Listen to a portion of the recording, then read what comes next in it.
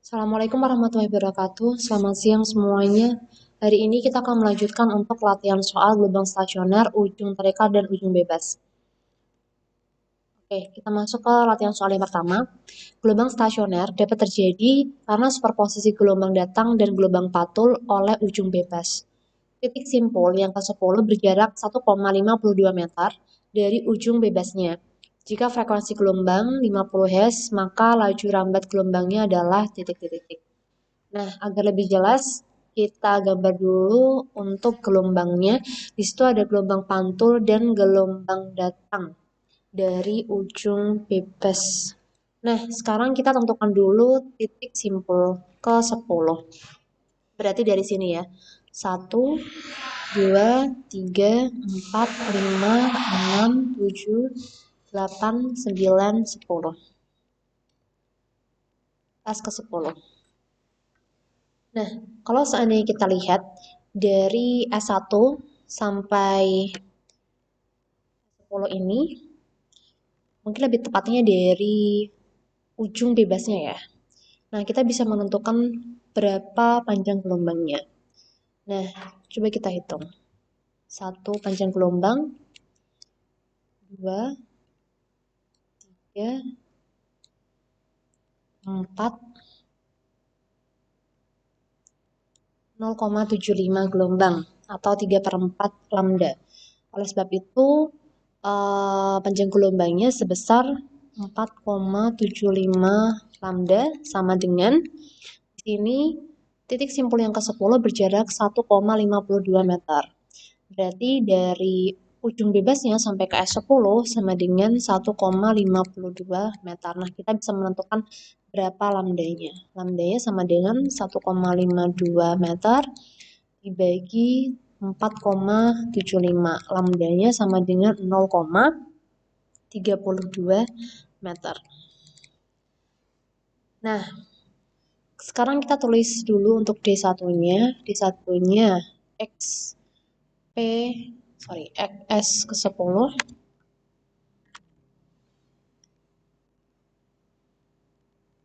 sama dengan 1,52 meter.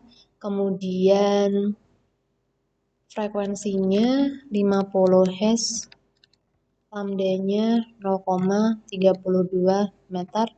D2-nya berapa laju rambat gelombangnya? Oke, kita tulis D3-nya. Kita menggunakan persamaan umumnya, kecepatan sama dengan panjang gelombang dikali frekuensi. Saya pindah ke sini. Berarti kecepatan sama dengan panjang gelombangnya 0,32, berarti 32/100 dikali frekuensinya 50 sama dengan 160/10 sama dengan 16, di sini pakai meter per sekon untuk laju rambat gelombangnya. Oke, jadi di sini dicari satu lambdanya terlebih dahulu ya. Oke, lanjut. Suatu gelombang stasioner memenuhi persamaan simpangan Y sama dengan 4 sin dalam kurung 4 px cos pi 20 T dengan Y dan X dalam meter. Jarak titik simpul kelima terhadap ujung pantulan adalah titik-titik meter. Oke. Ketahuinya yaitu Y sama dengan 4 sin 4 px cos pi 20T. Nah, berarti di sini kita sudah bisa menemukan nilai K-nya dan ini pi-nya kita masukkan ke dalam ya.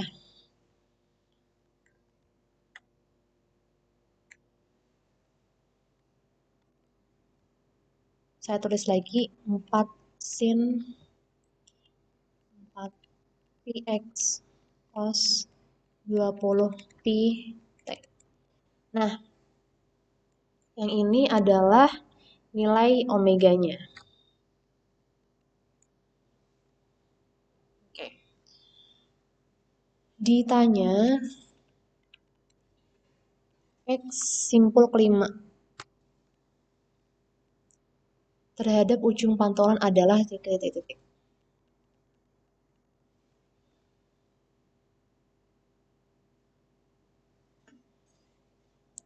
Nah, sebelum kita masuk ke pembahasannya, kalian bisa coba terlebih dahulu, nanti bisa di-review kembali dengan pembahasan yang saya berikan. Oke, nah biasanya kalau persamaannya seperti ini, kadang kita bingung untuk menentukan apakah ini jarak titik simpul untuk ujung bebas atau jarak titik simpul untuk ujung terikat. Nah, cara mudahnya biasanya kita bisa menggambarkan panjang gelombangnya.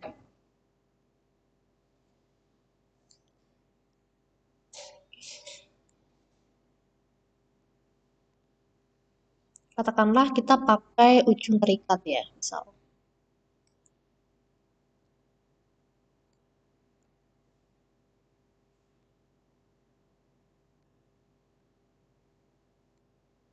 Nah, ini tidak bisa kita definisikan apakah ini ujung terikat atau ujung bebas. Yang ingin kita tahu, yang ingin kita analisis adalah letak simpul kelimanya. Berarti kalau seandainya saya tulis simpul limanya itu dari sini, berarti ini S1, S2, S3, S4, S5. Nah, kalau saya dilihat di sini dari S1, S2, S3, S4 sampai S5, di sini ada berapa panjang gelombang? Ada 2 gelombang. Nah, oke. Sekarang X-nya di sini berarti jaraknya itu adalah 2 lambda. Ketika kita ditanya X5 berarti ya jarak dari 2 lambdanya ini.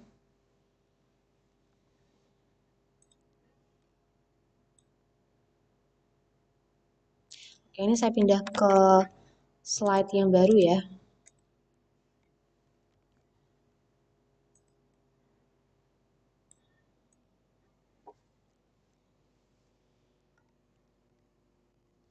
Oke. Y3X S5 sama dengan 2 lambda. Nah, berarti sama dengan di sini kan sudah ada nilai K dan nilai omega. Nah, ketika kita cari lambda, sebenarnya kita bisa menguraikannya dari nilai K-nya sama dengan 2pi per lambda. Dan sama dengan 2pi per K. Nah, sekarang kita masukkan ke sini 2 dikali 2pi per K. Sama dengan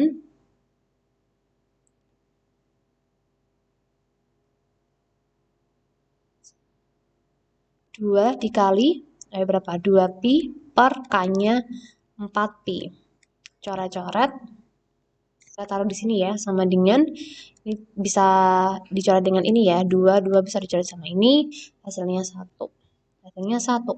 X S5 hasilnya 1. 1 apa? 1 meter.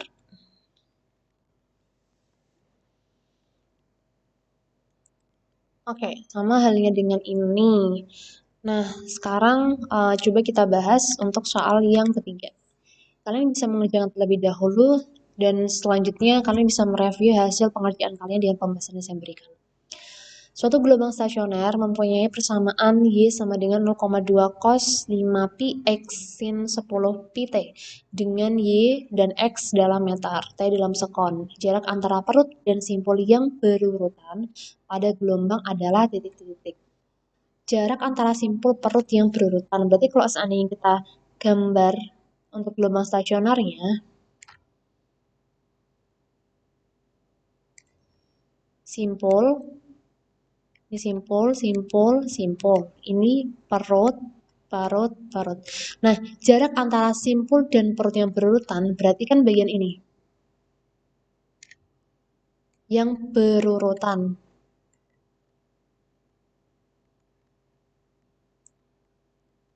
Oke. Nah, oleh sebab itu, sekarang kita cek ini lambdanya berapa.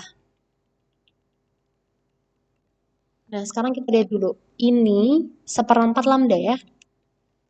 Nah, nanti kita bisa cari berapa besar lambdanya. Yang ditanya adalah jaraknya. Berarti yang ditanya adalah X-nya.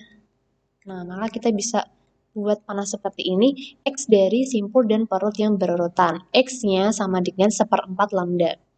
Kita tulis D1-nya terlebih dahulu. Y sama dengan 0,2 cos 5px sin 10 pt. D2-nya adalah X perut simpul berdekatan atau berurutan.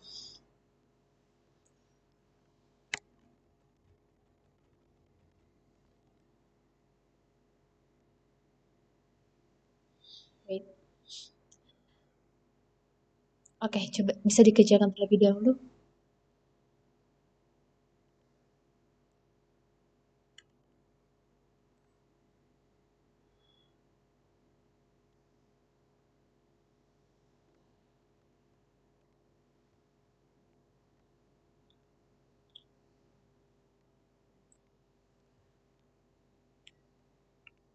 Oke, tadi sampai sini ya.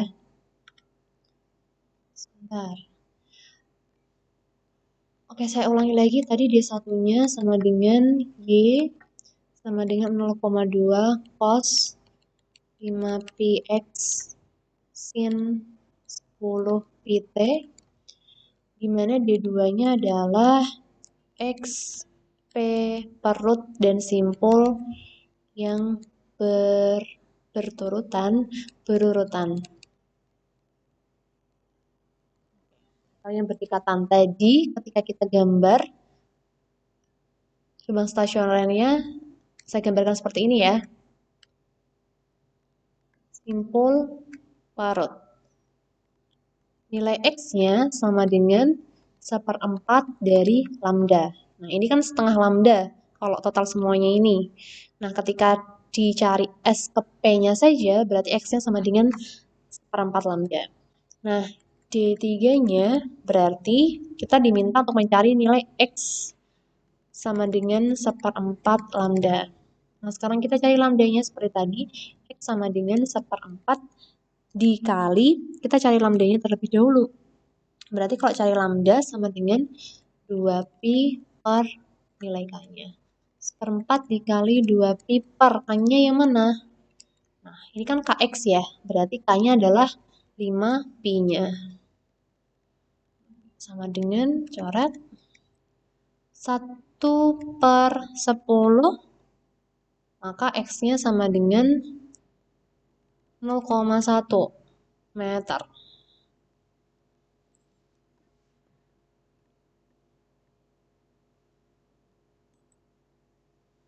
Oke, lanjut. Seutas tali dengan panjang 116 cm direntangkan mendatar.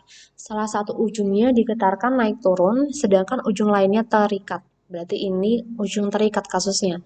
Frekuensi sama dengan 1/6 Hz dan amplitudo sama dengan 10 cm. Akibat getaran tersebut, gelombang menjalar pada tali dengan kecepatan sebesar 8 cm per sekon. Tentukan. Yang A adalah amplitudo gelombang hasil perpaduan di titik yang berjarak 108 cm dari titik asal getaran, yang B letak perut ketiga dan simpul keempat dari titik asal getaran.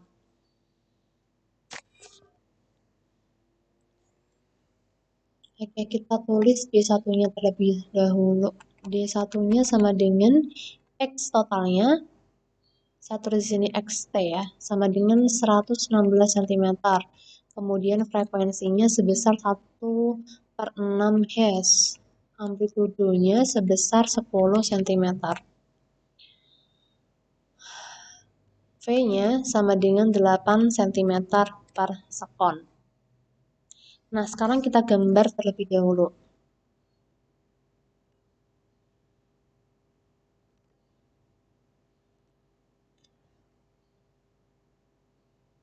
Bisa kita gambar sementara seperti ini.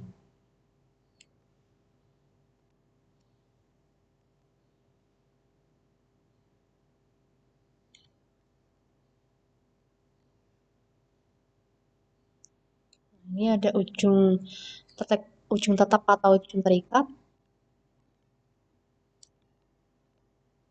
Nah, ini gambar gelombang datang dan gelombang pantul ya. Ini untuk Y1-nya, ini untuk Y2-nya.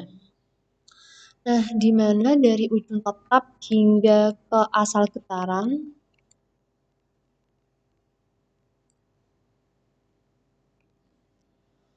untuk panjangnya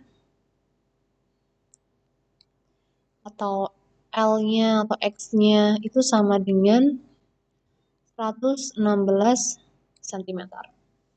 Nah, di sini kita diminta untuk mencari amplitudo gelombang hasil perpaduan di titik yang berjarak 108 cm dari titik asal getaran.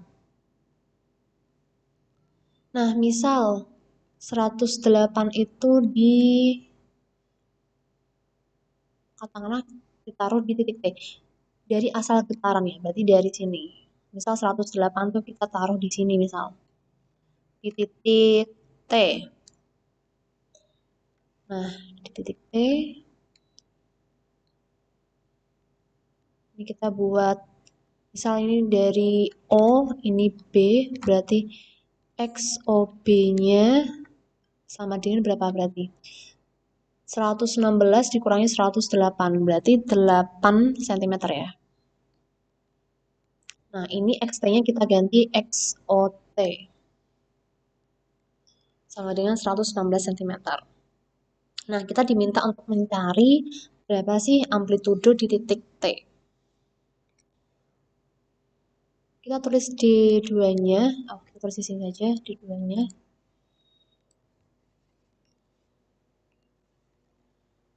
D2-nya yang A adalah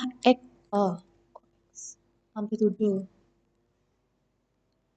A di titik T, berarti kita tulis AT.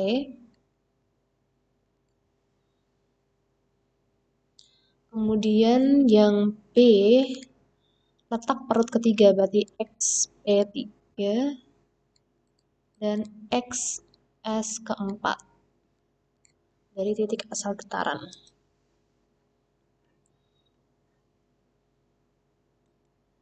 Oke, kita masuk ke slide yang baru. Berarti untuk menentukan amplitudo gelombang stasioner di titik T-nya, kita akan gunakan persamaan amplitudo untuk ujung tarikat. Nah, masih ingat persamaannya apa?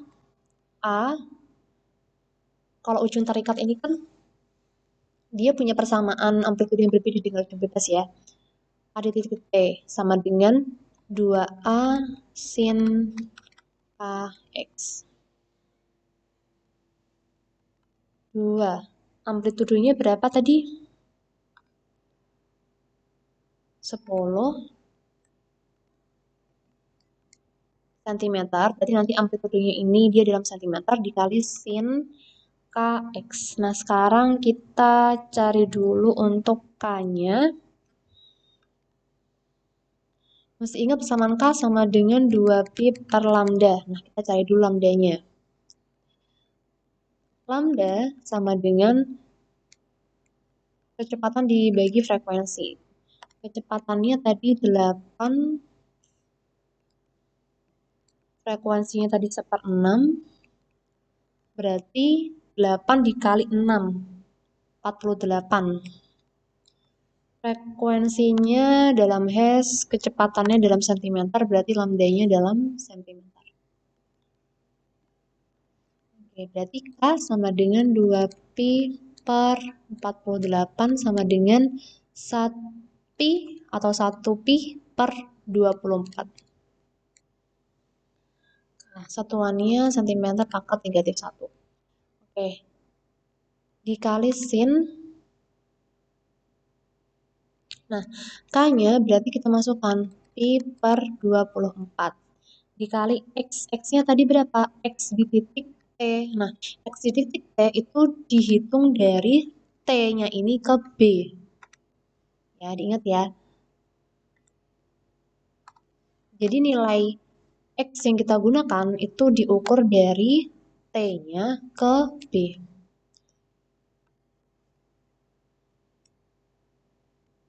Nah, ini X yang kita gunakan. dikali 8.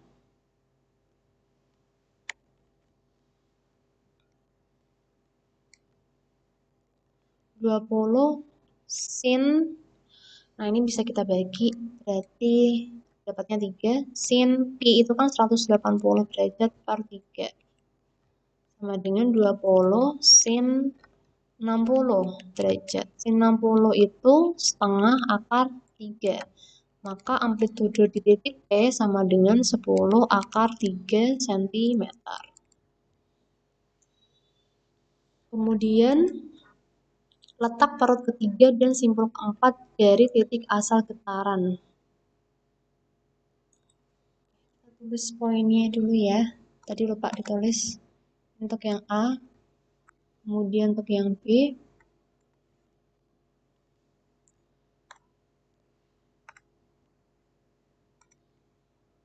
XP XP3 dan XS keempat. Nah, untuk ini kita gunakan persamaan dari X parut ujung terikat dan X simpul ujung terikat. Nah, kita masukkan ke persamaannya. XP3 sama dengan 2N plus 1 lambda per 4.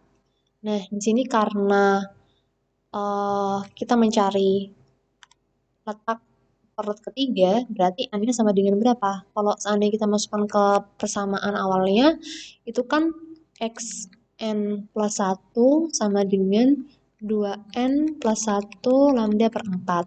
Nah, misal di sini yang ditanyakan letak parut ketiga, berarti N plus 1-nya sama dengan 3. Sedangkan untuk persamaan lanjutannya dari xn plus 1 itu kan sama dengan xn plus 1. Kita harus cari nilai n-nya sendiri. Maka n plus 1 sama dengan 3, n sama dengan 2. Maka di sini kita bisa ganti 2, n-nya kita ganti dengan 2 plus 1 dikali lambdanya. Tadi berapa lambdanya? 48 per 4. Sama dengan 5 dikali 48 per 4. Ini 12 ya. 48 dibagi 4, 12. 12 kali 5, 60. XP3 sama dengan 60 cm. Kemudian XS4. XS4 sama dengan 2N dikali lambda per 4. Atau di buku kalian kalau nggak salah persamaannya adalah setengah N lambda. Nah, itu sama saja. Sama dengan 2, N-nya, N plus 1 sama dengan 4. Maka N-nya sendiri sama dengan 3. Dikali lambdanya 48 per 4. 12. XS4 sama dengan 6 dikali 12. Sama dengan 72 cm. Nah, sekarang coba kita lihat, kalau seandainya kita hitung seperti ini untuk XP3-nya sama dengan 60 cm, kemudian XS4-nya sama dengan 72, sebenarnya XP3-nya ini tuh dihitung dari mana? Dihitung dari ujung tetapnya. Jadi kalau seandainya saya gambar,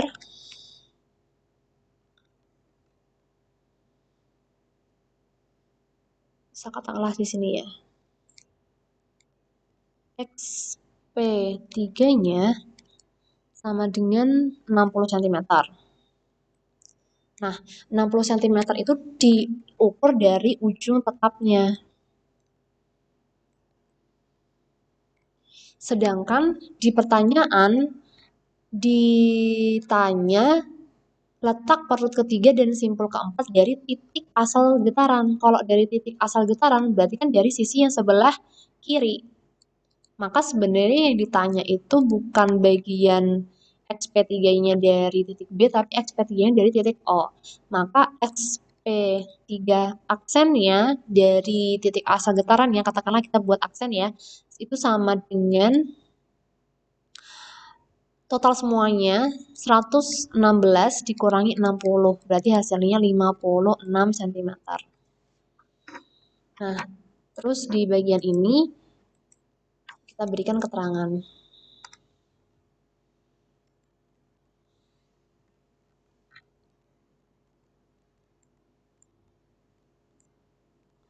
Ini letak perut.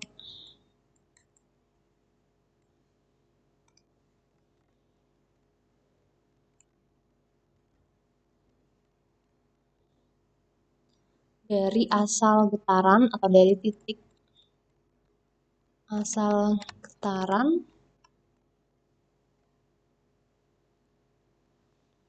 ada sama dengan boleh sama dengan 56 cm.